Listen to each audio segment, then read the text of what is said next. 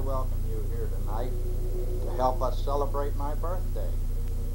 I'm the Westminster United Presbyterian Church, located now on Oak Hill for the last 25 years.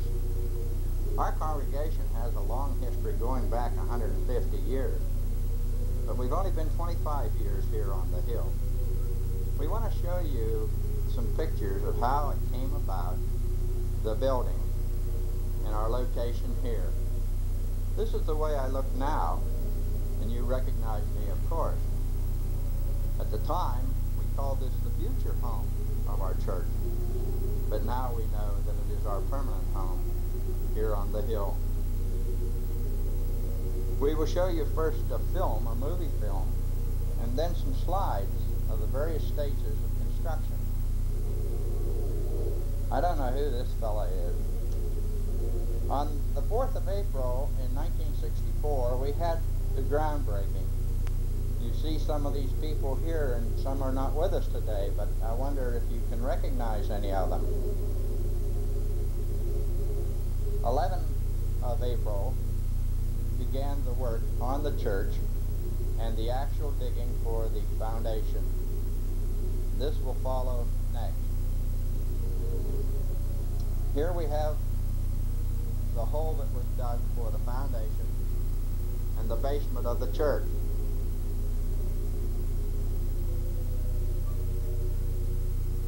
Our contractor was Winston Traylor from Beaver.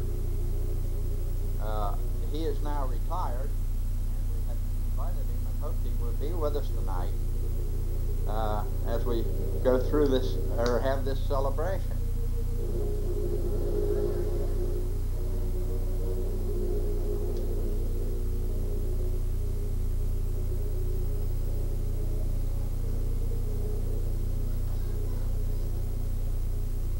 The brickwork on the church and the masonry work on the church was done by the Cassessa brothers, and that is Mert Cassessa that you see there laying brick on the side of the church. This is John Young. John was the co-chairman of the building committee and our inspector on site. I don't think there was a day during the whole construction of the church that John wasn't there, watching as to what was going on and whether it would suit him. We certainly appreciated the effort of this man as he gave all his time during the construction of the church. There's a good picture of Merck as he was laying brick there on the front corner of the church.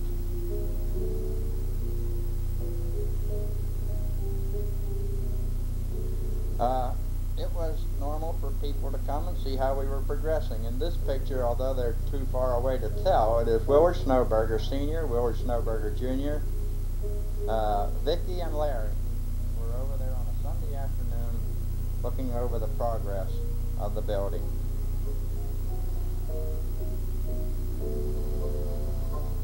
You're looking at it now from the front.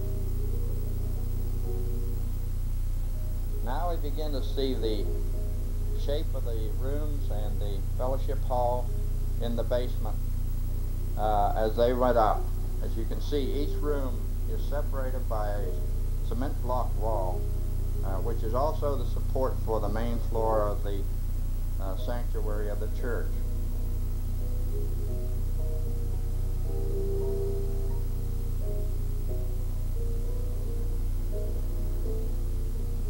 Now we see the arches have been put in place. These arches were prefabricated and shipped here on a trailer truck.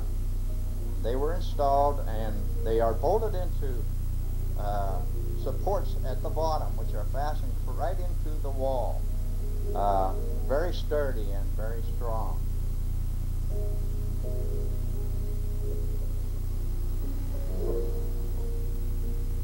What we're now seeing is the going up of the back wall, and realize how high that wall is as it was being built.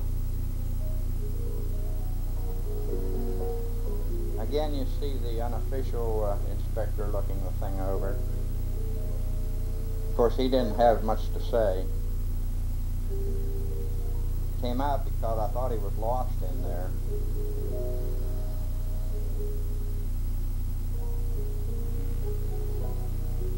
Now here you see the men putting the roof on. What you see in the sanctuary today is the ceiling of the sanctuary is actually the roof. These timbers are 5 inches thick, and they are nailed together with nails that are 7 inches long. It was quite a process, and it was very hot for those boys working up there as they were driving these spikes to support the roof and to join it all together. Of course, this work was done in the midst of the summer, and as I say, it was very hot while they were building it.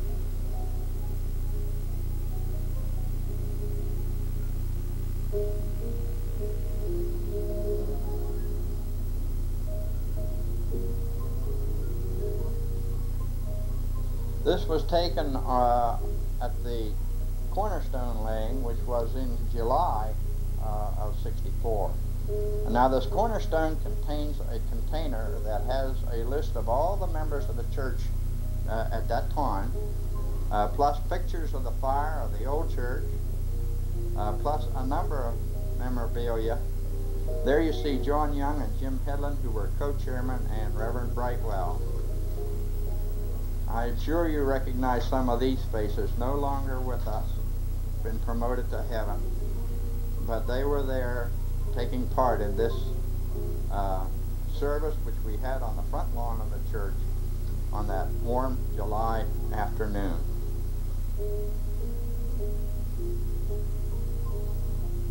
We even put some pictures of the cornerstone laying in the cornerstone, which were taken with a Polaroid camera and put right in to the container.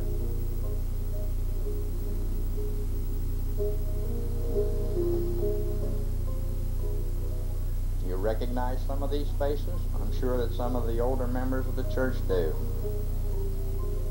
It was quite a day of celebration.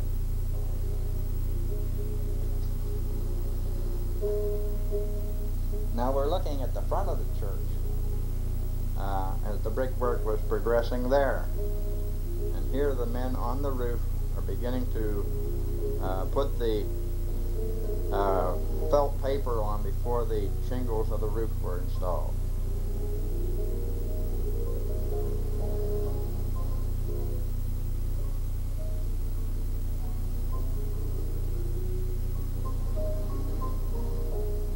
Now we can begin to see what she's going to look like. This is the front. This is the back.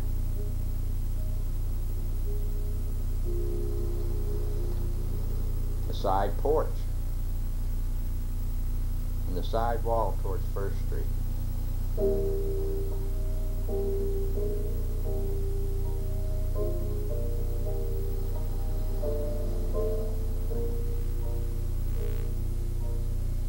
You can see now that the photographer was not professional. Although he had a light meter, I don't know whether he couldn't read it or not. Here we see the spire just laying on the ground. The spire was prefabricated by Cook Anderson Lumber Company in Beaver, and it was brought to the site on a trailer truck. It's all wood, and then after it was here, the sheet metal, which was anodized aluminum, prefabricated by a company on Neville Island, was brought and installed on the site. John Brooks sent his crane, and now is a happy day as we see the spire go up and be placed on the top of the building. If you will note, when we raised this spire, there are 4 bolts sticking up through the roof. This has to be placed exactly on those 4 bolts, and if you will note in the sanctuary today, you can see the underneath plates in the back that fasten this spire on the roof. The spire weighs more than a ton, and it is held there by these 4 bolts and the plates underneath. Very sturdy, and has withstood a good many storms in the last 25 years. This is a very tedious job, as this spire must sit down exactly on those 4 bolts.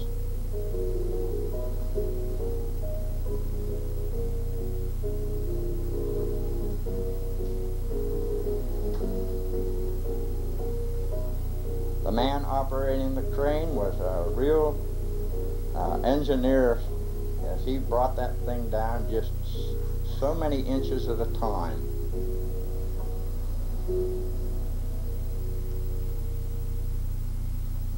Here it is, almost reaching the roof.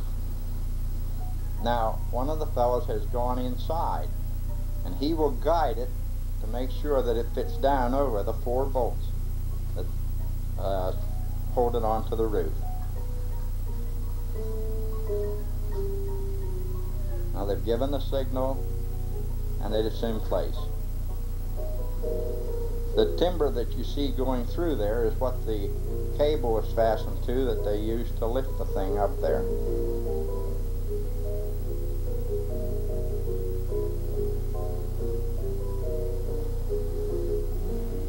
Then they put supports on each side so that it would be stable until all the bolts were fastened down.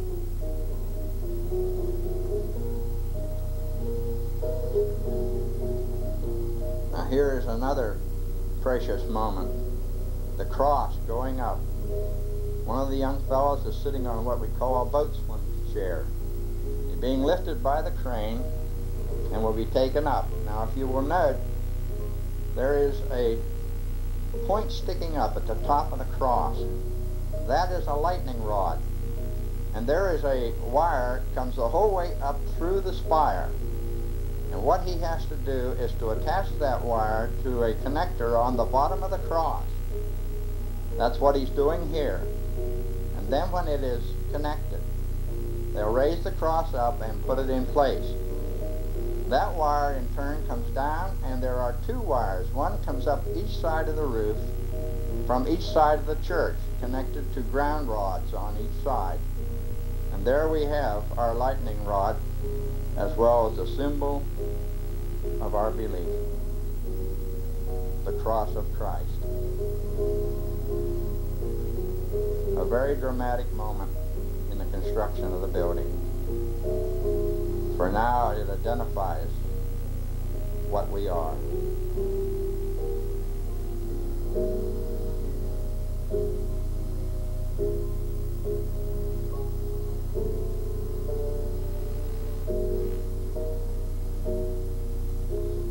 Now we've gone into November. Cold, snowy November. It's almost ready now for occupancy, but just not quite, because all the furnishings had to be brought, installed, the floors laid, the pews installed, the organ installed. Much work had to be done after the outside of the building was completed. But even so, when you stop and think that from the 11th day of April until the 6th day of December, all this has taken place. Now here we see the first class party held in the church. It was held in the C.J. Ingram room, which is now the parlor. You can notice the top class members there were a little bit younger than they are today. Some of them are no longer with us. They've been promoted to heaven. But we had a good time that night. Coffee, donuts, we had it all.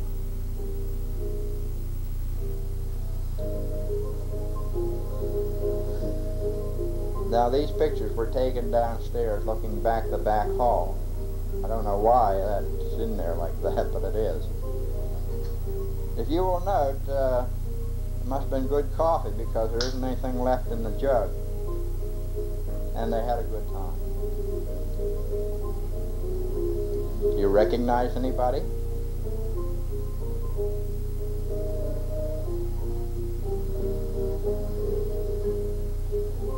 Looking at the cross and the front of the narthex, here we see the baptismal area.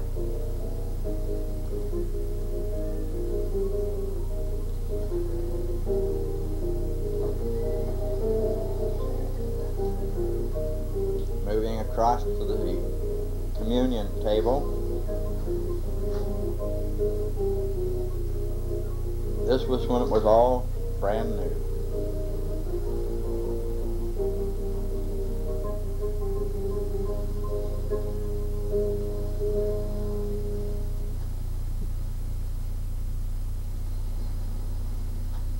Some more of that photographer's work. I don't think he's going to brag about this part of it.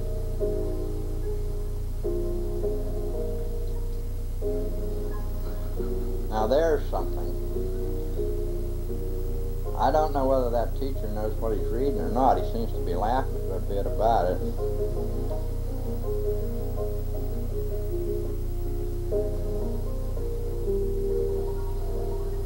Looking at the fellowship hall.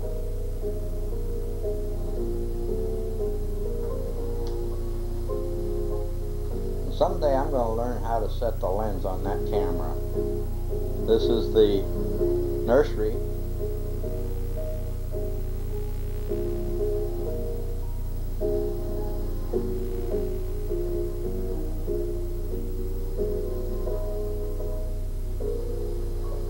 And so we come to the end of a wonderful night, the beginning of a wonderful life on Oak Hill.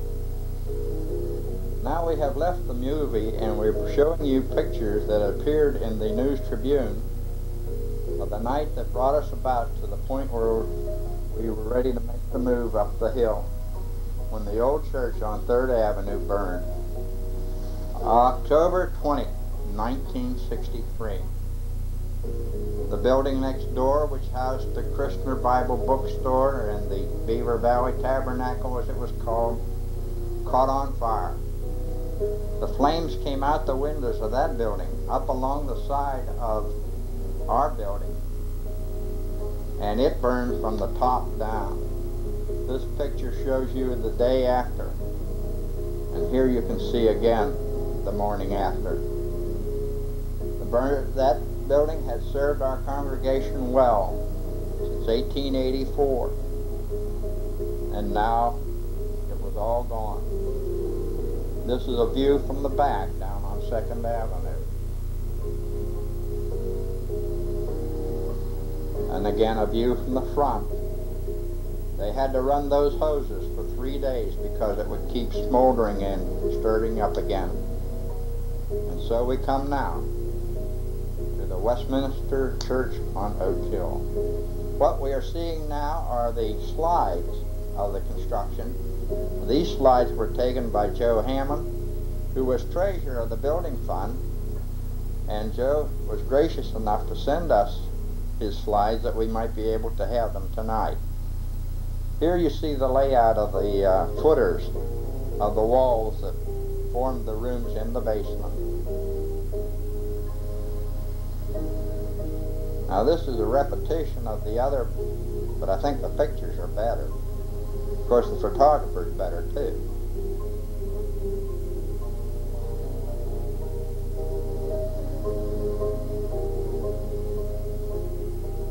Looking at it from the First Street side. Looking at it again from the other side.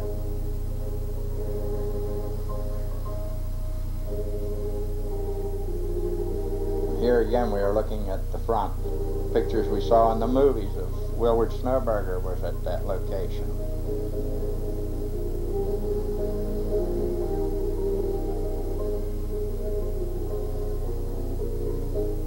So you see, I came to be. They say birth is always accompanied by labor, and much labor went into this. A labor of love, a labor of hard work on the part of those who worked and constructed it.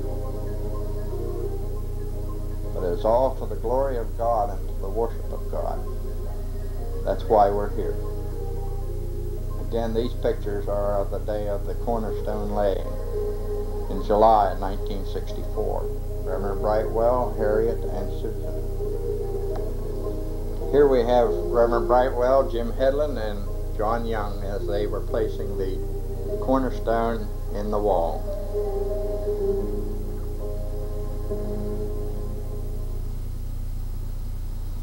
Now this is how it looked before they covered the roof. We're looking at it now from the side towards the parking lot as we look at the side entrance, what is now the side porch and entrance.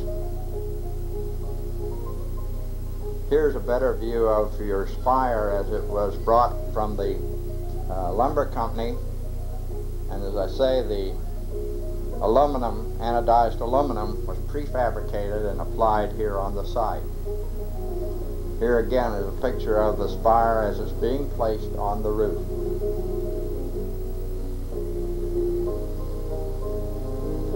I still marvel when I think of the operator of that crane. What a terrific job that man did. And here we see the boy on the boatswain's chair as he goes up to put the cross on the top.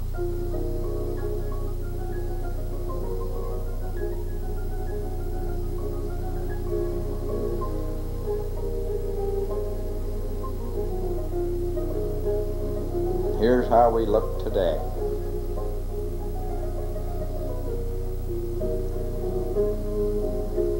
Now we're looking at some of the old pictures that have been brought into us. This was a picture of the choir, children's choir and senior choir in the old church. I don't remember the occasion and I don't remember the date. Perhaps you do. But maybe you can recognize some of the folks that are in this picture.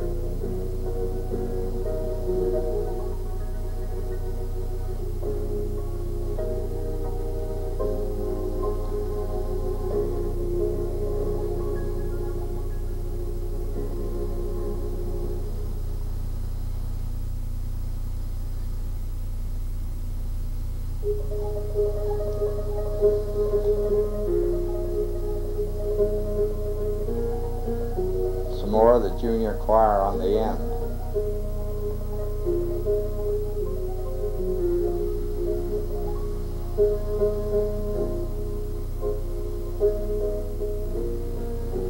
Our choir, as we were when we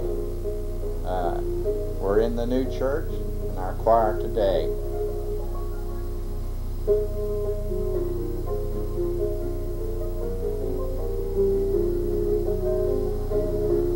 If you don't see yourself in there, you should be there. And here's Reverend Ron as he stands in his pulpit today. Now our officers. Here is our session. Our deacons.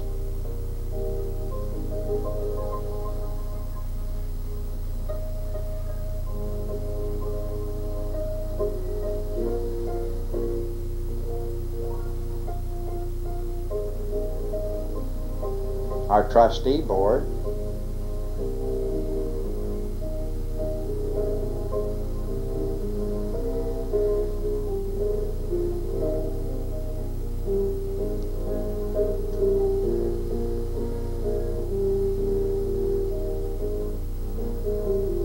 Two missing on that picture.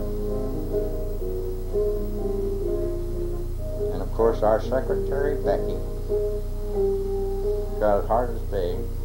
Here we have Ray and Sharon, our treasurer and financial secretaries. And Sharon's mother, Betty. Betty and Peggy, our organist, lead us in our worship services every Sunday morning. Willard Snowberger when he was teaching the C.J. Ingram class. And here we see him and the others at the Golden Age dinner.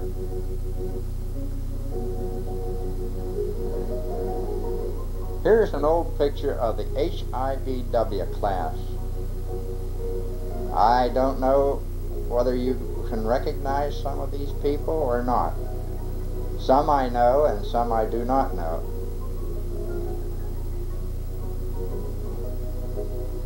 That class broke up when we were still in the old building downtown. Some of them came into the C.J. Ingram class and some of them came into the POP class.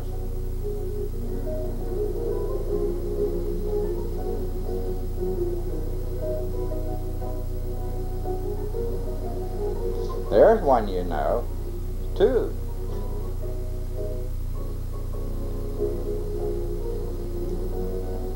Now, the present day, our primary opening exercises down in the fellowship hall, and here we have the classes, one after another.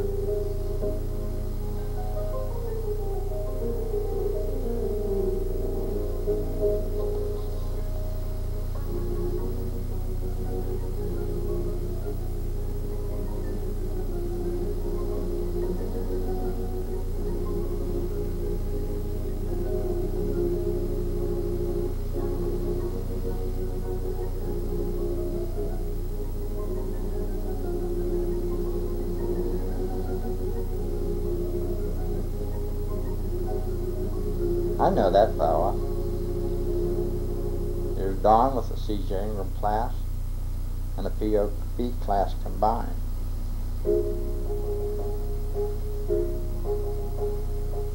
Now meeting together as the adult Sunday school class.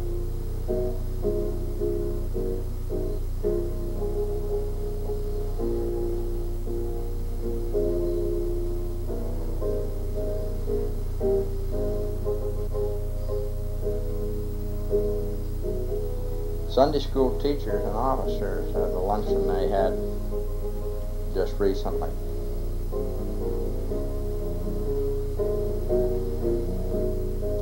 Greeters, the rippers, as they are greeting people entering church. And again, Ron, as he prepares to give us God's Word. Here we see him as he talks to the youngsters in his junior sermon. Joanne Wurzel and friend.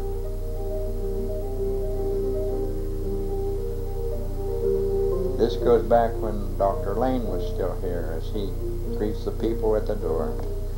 These two remind us that we accept anybody into our church. Here we have the clown as they are preparing for the Easter egg hunt that was held on the back lawn of the church. These are some of the youngsters that came for that Easter egg hunt. Some of them are our own congregation, and some of them are from the Hill, as they were all invited to come and take part.